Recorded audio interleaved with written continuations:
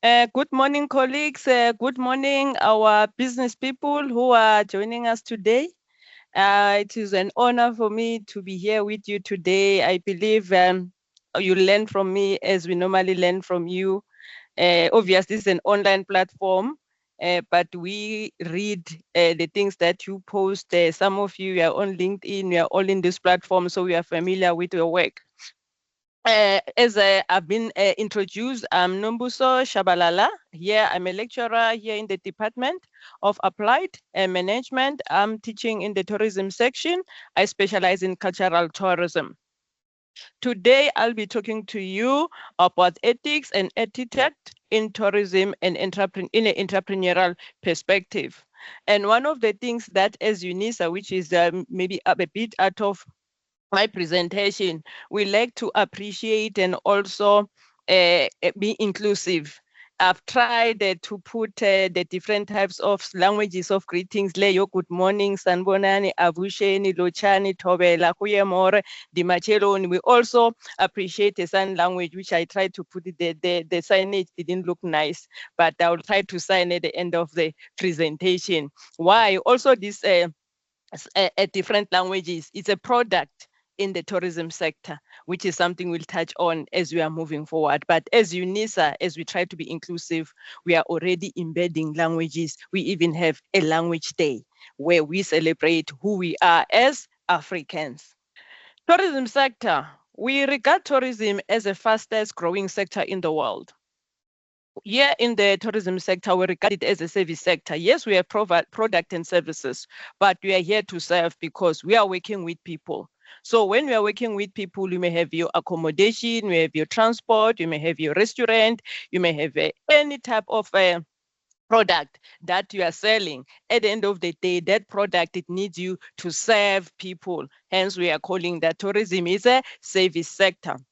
However, we understand that now there's a challenge of unemployment. The stats now is almost above 50% of unemployment rate, where you find young people, or we can say people who are age of working, they are either seeking for a job or they're struggling to keep a job. That's why now we are saying, what is the tool? What can we do with this pandemic that we are faced, which is an unemployment? Remember, we are coming from the pandemic called COVID-19. Now we are living post COVID-19, but we are still experiencing those challenges, which this is why. That's why now one of the reasons we are suffering with unemployment is because COVID visited us and it really destroyed. We remember tourism was on its knees during COVID-19. Hence, some of these jobs that were lost then, they are still not yet recovered. And some of them we may not even recover because some of those damage are not reversible. Hence, today it's important for us to have you as our audience, people who are passionate about entrepreneur, because tourism needs entrepreneurs. That's why we say tourism entrepreneurs are needed, because we have entrepreneurs in every area, but now we need entrepreneurs in tourism who knows the tourism product, who knows the tourism service, so that moving forward, they're able to offer a good quality service to our clients. Hence, we are saying, especially in UNISA, part of our modules, we embed entrepreneurship as part of the content that we are offering to our students, which shows how important and how serious we are as UNISA when it comes to entrepreneurship. Hence, you count. That's why at the end you can see the last bullet that said you here sitting here today, you are that entrepreneur that we are looking for in tourism. As you become an entrepreneur in tourism, there are ground rules in every household, isn't it? So here in tourism, we also have our ground rules. Here, I'm gonna share with you some few ingredients of etiquette. Yeah, what are we talking about? We are talking about the customary code of polite behavior in society and amongst just wait a minute, and amongst members of a particular profession or group. So yeah, what is this society we are talking about and this profession or particular group? The society is our tourist. And when you say that's where we live, it's our society, our tourist, our local communities. Remember, some of our activities, they're taking place where community stays, where community resides.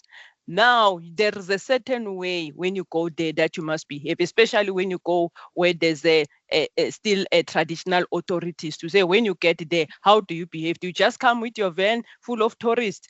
What are the steps that you need to do? Also, when you talk about our societies, we have tourists. Obviously, when you say tourists, most of us, when you say tourists, we think of internationals. We have our regional people here in Africa as a continent. We have our own tourists from different 9 provinces, which is our national tourist.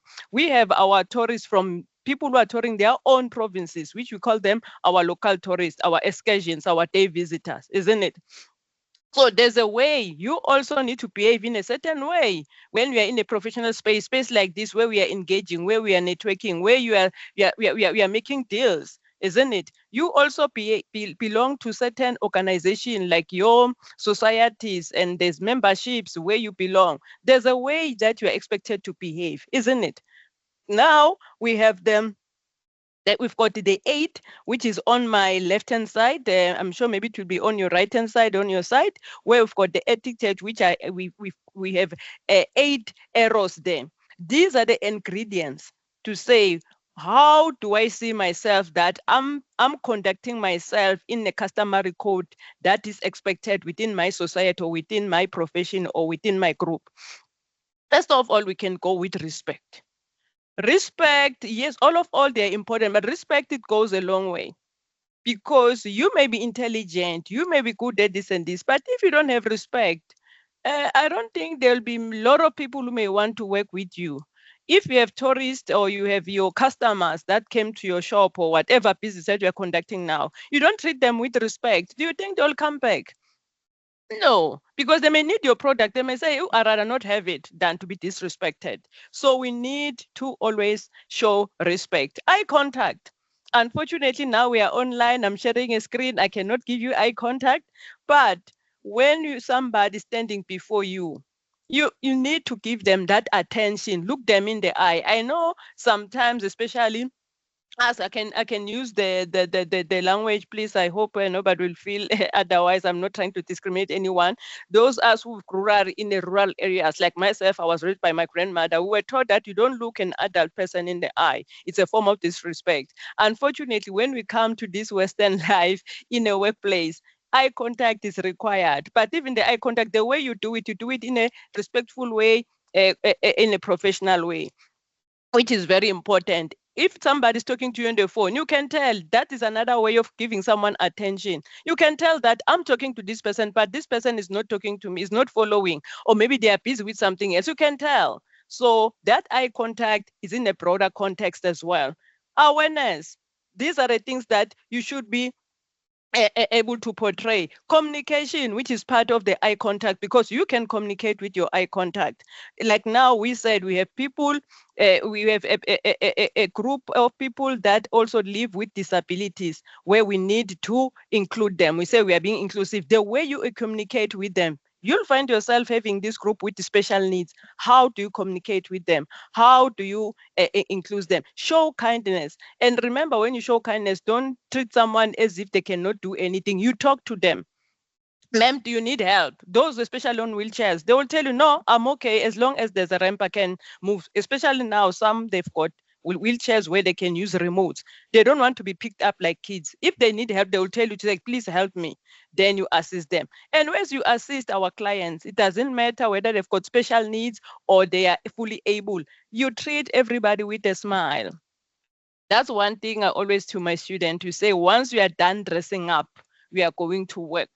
What last thing that you need to wear? It's your smile. Don't leave your smile at home. We are happy people here. We love people here. So show that. Some people, they come here with a lot of things. They are here to distress. You mustn't remind them where they are coming from. Okay. Manners, which is tied together with respect. Have good manners.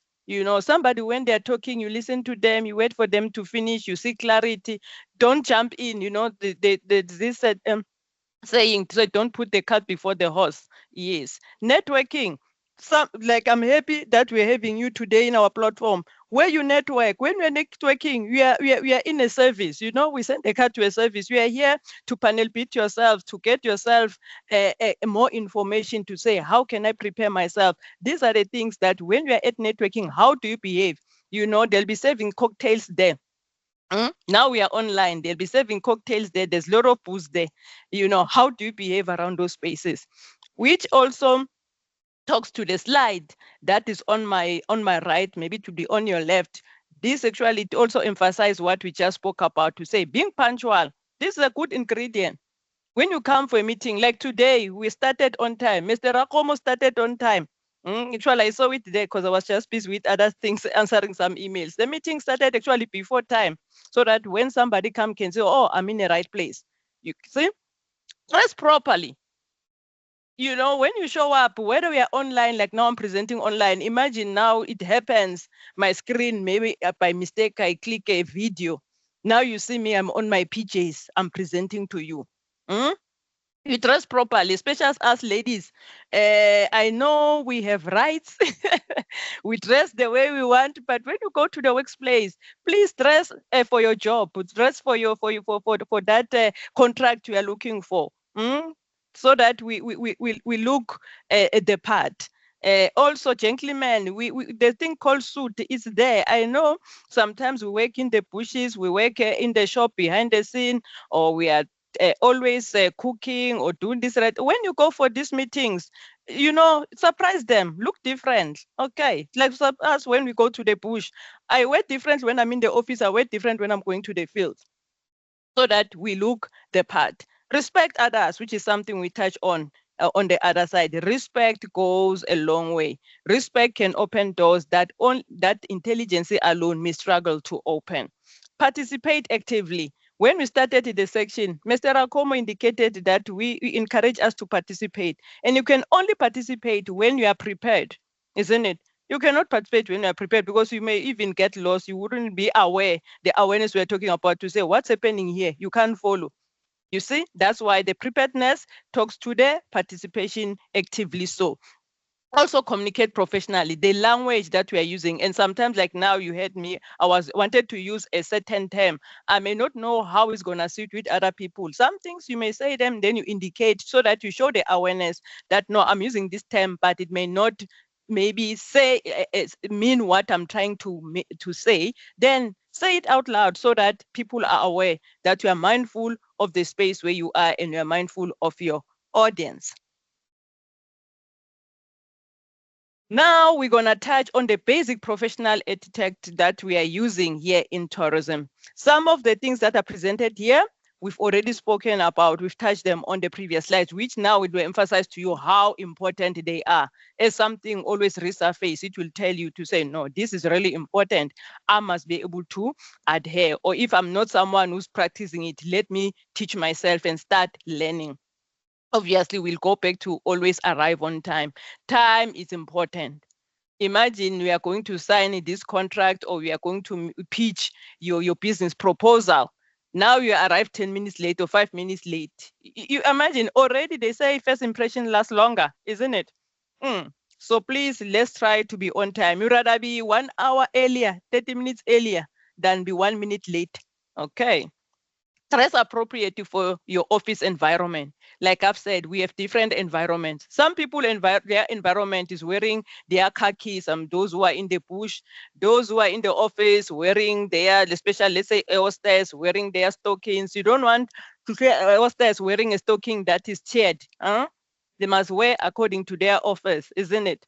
Also, never interrupt conversation unless there's an emergency, as I've just indicated before. Somebody's still talking, or there's a engagement that is going on, you come in. But now, okay, we don't see a need. What was the emergency around that? There's nothing. We need to teach ourselves to be patient, time-wise, be aware of what's happening around you. Obviously, some of us, which is something now that is we are moving more to AI, where the copying and faxing is no longer, actually faxing is no longer, and scanning. It's something that is decreasing. But let's say it happened, we are still in the office, we are using papers. You are printing something, gets stuck. Don't leave it there. you know. Or there are papers that you've printed. Oh, actually, I wanted to print only the first page. You printed 10. You take the first page, you leave. Who must come and remove the rest and throw it in the bin or shred it? That shows that you think for the next person. You don't want another colleague when they come. Now they find there's a paper stuck there. You left it like that on the printing machine. Or you printed. Now they don't know whether must I throw it out or the person is still coming to collect or all of these things to say, let's clean after ourselves. Shake hand when appropriate. A strong handshake, it says a lot when someone is greeting you. I know in other cultures they do. I'm sure if you visit the countries where they don't do handshake, they do the chin. You learn, especially for me when I started traveling, it was awkward where I have to greet someone, not a handshake. They just grab you, do the chin right and left. That's how they do things so that when you travel places, teach yourself, even the groups, let's say we are dealing with tourists, where they're coming from, how do they do their greeting and things like that, so that you impress them when they come. Also, we say praise others for a job well done. Especially some of you, I'm sure you are the founders of your businesses or you are the group leader or section leader. When one of your staff members have done well, please say it. Don't just smile on the corner there. Say it and praise them to say job well done. It makes your life easier even when you need to correct them, because they will know that if I've done well, I'm being praised. When I need to